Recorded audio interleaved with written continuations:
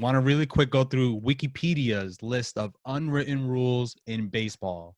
Let's go. Not need to have an entire discussion, but just want to go through them real quick. I think we can get through the list, give our opinions on it. Unwritten rules include for the batter, do not bunt to break up a no-hitter. Fuck that. I disagree. I disagree too. Bunt, I disagree. bro. Like if you're Billy Hamilton and you're up in the 8th inning, your specialty is to get on base because of your speed, bunt to get on any way possible. If you can't bunt to break up a no-hitter, then just let's outlaw the bunt entirely. Yes. And most likely than not, if you're being no hit, you're probably going to lose the game. So yeah, you need to do whatever. If you cannot figure this pitcher out, you need to do whatever you need to do to get yourself on base so that you could possibly score a run. Like you said, if Billy Hamilton bunts a single, he could steal second, he could steal third. He's one base away from giving his team a run. You know what I mean? Like, no problems with that at all. Like the opponent's job is not to help you get the no-hitter. That doesn't make any sense. After looking at this, after reading this rule in my head, I have to just throw in a little like annotation here.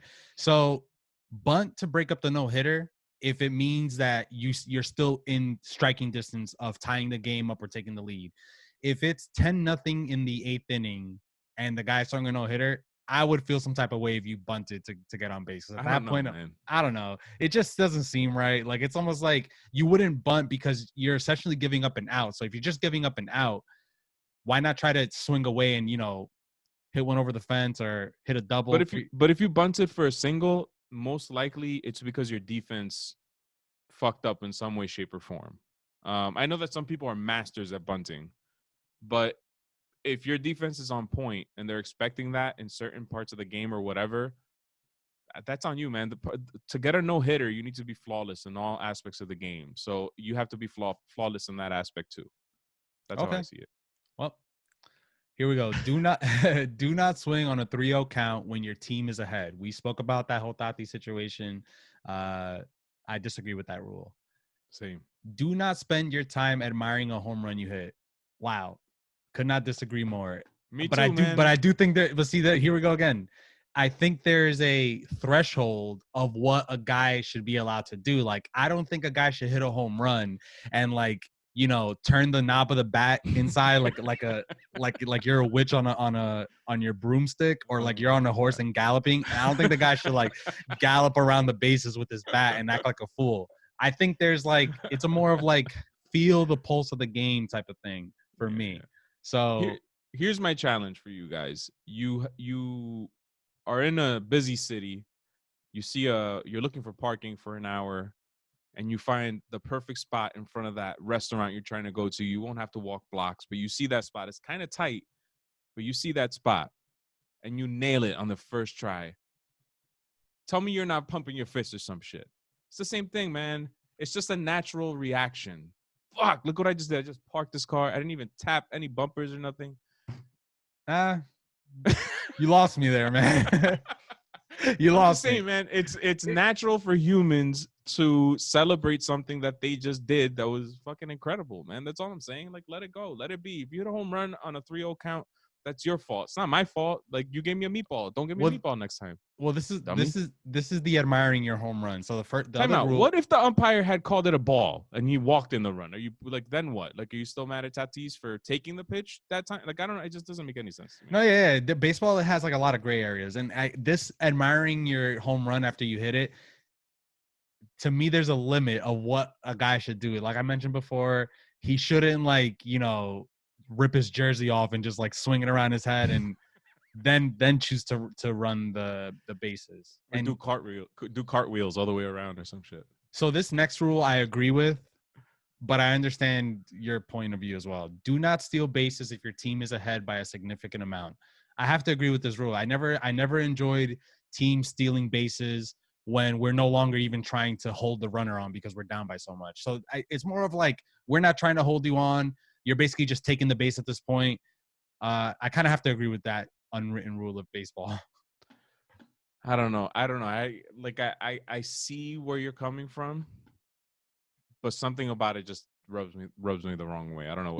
For example, do you ever get to a point in a game where they bring in, a utility man to just pitch the last 3 batters of the game because the score is so high? Mm-hmm. So that guy officially, he's not trying to hold on the runner because that's not his job to hold on the runner. The catcher is receiving a ball at 75, 85 miles per hour. So it's like in that case, if you're stealing bases at that point, I'd have to look at you and be like, all right, like you're just being a dickhead at this point. To me, it reminds me of in hockey, like you pull your goalie because you want an extra player on your team to try to score goals so that you can, because you're behind. You need a goal desperately. So I'm going to take my goalie away and put another offensive player in there to try to score a goal. And the opposing team, it's like you're expecting the opposing team not to shoot it in my goal because you already have this big lead. Don't disrespect me like that. Nah, if the fucking net is wide open and I have a shot, I'm taking that shot. Like don't try to stop me. Fuck that. Yeah, Sorry. but see the other team put made that substitution in order to score. In this case, the team is making the substitution because they're just like, I'm not gonna roll my guy out there just so and then I won't be able to use him tomorrow. Let me throw in Pablo Sandoval here to just eat up these 2 innings. And yeah, obviously they can steal if they want, but I'm not gonna appreciate it. Like, Yeah, okay, I got you. yeah, I see your point. I see your yeah. point. I don't like your point, but I see it.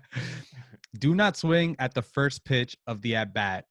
Oh my God, Jesus Christ! Just reading into this, I'm like, this is probably a dumb rule, but do not swing at the first pitch of the at bat if the pitcher has allowed back-to-back home runs. I've never heard of this rule, and that's probably the dumbest rule.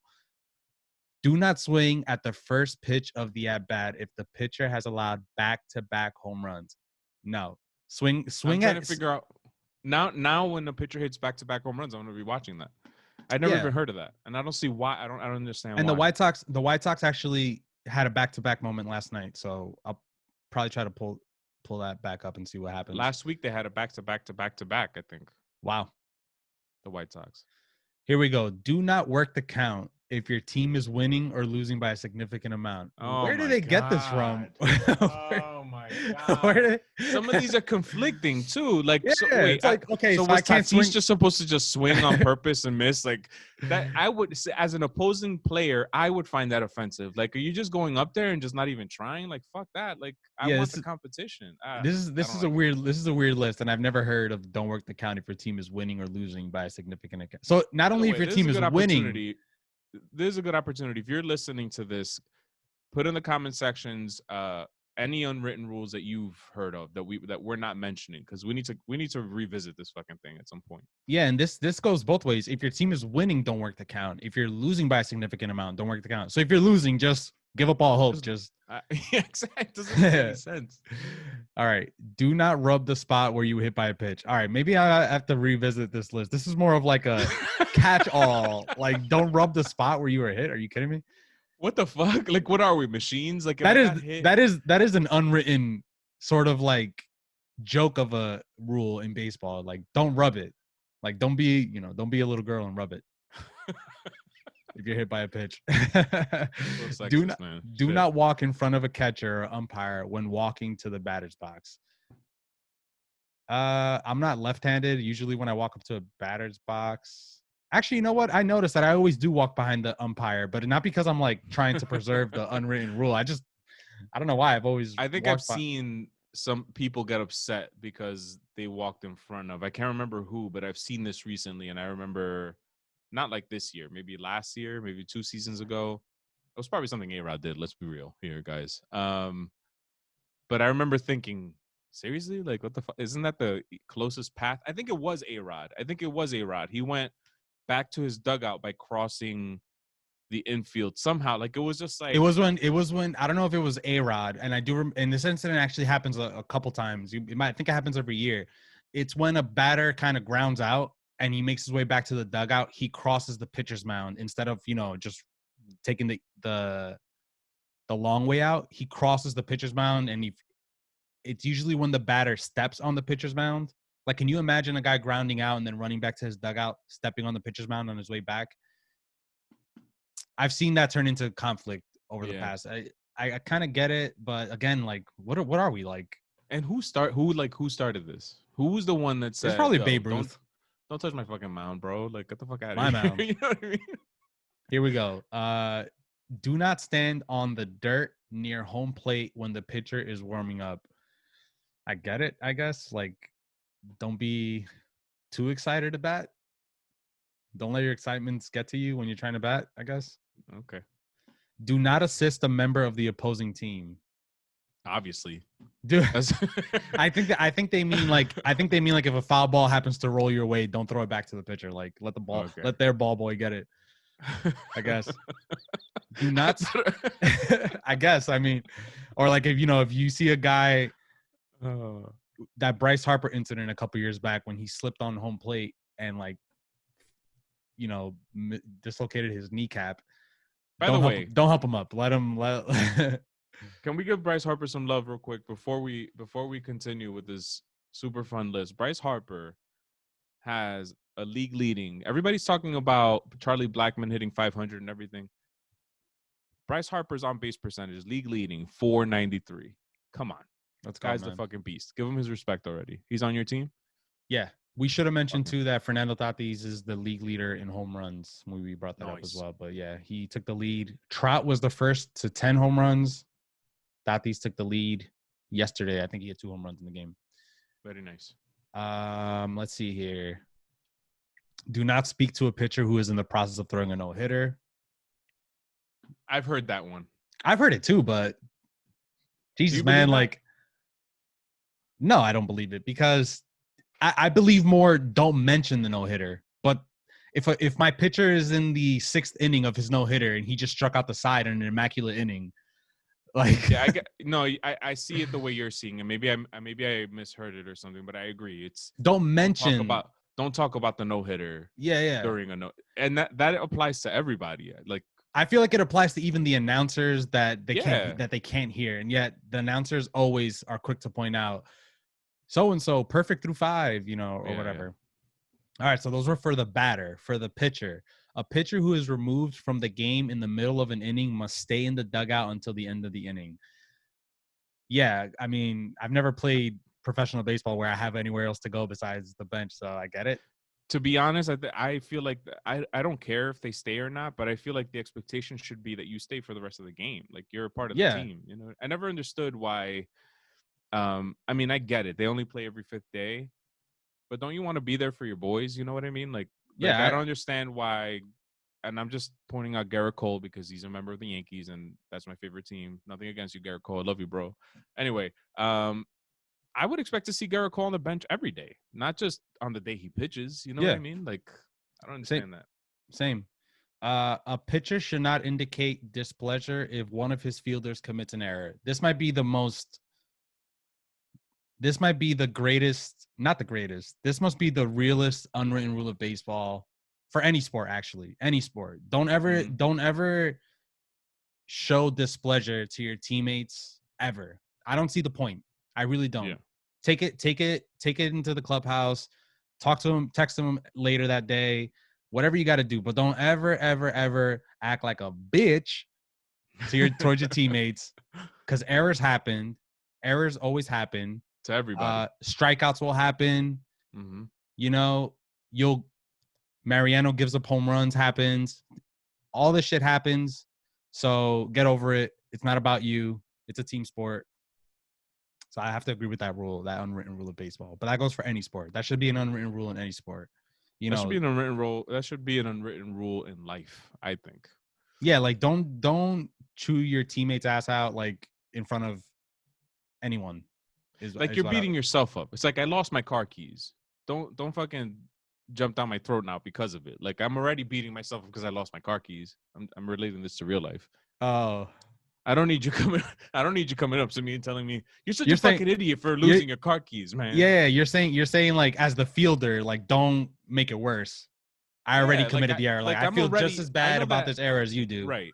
In my amateur baseball days with you guys, I've made my share of errors. I've dropped a pop-up or two, maybe one. I remember one specifically. None of those were recorded in the book, so as far as I know, yours is very clear. Solid. And I beat myself up for it. I don't need somebody coming up to me and be like, damn, man, fuck, you dropped that pop-up. What the fuck is wrong with you? I know I dropped the pop-up, dumbass. Stop talking to me about it. All right, I'm done. Yeah, like I in high school, we had a pitcher who literally started crying in the middle of a game because his ERA shot up due to like, first of all, he gave up a bunch of hits, but the error that led to more runs being scored just like opened up the wound even more. The kid Oh, literally had bench him. tears in his eyes. Nah, they wouldn't bench him.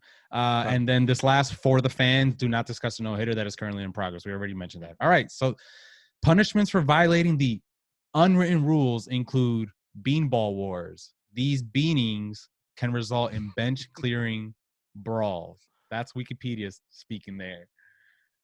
So, was there an unwritten rule, Manny, that you know of that I don't see the one about not stepping on the line, Yeah. the foul lines? I But don't see that is one. That's that more is of that like a a superstition? superstitious. Because I see guys touching the line all the time. I feel like. Yeah, it's more of like an unwritten rule for the person. Like, Yeah.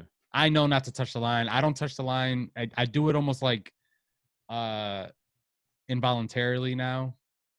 Yeah. Yeah. I But I can't can't. think of any other rules. I would say an unwritten rule of baseball is if you're gonna peck someone intentionally, do it. Lower, like below the belt, Yeah. would be an unwritten rule that I would throw in there. Uh, and I guess anything that involves cheating would be an unwritten rule of baseball. Don't cheat. Good point.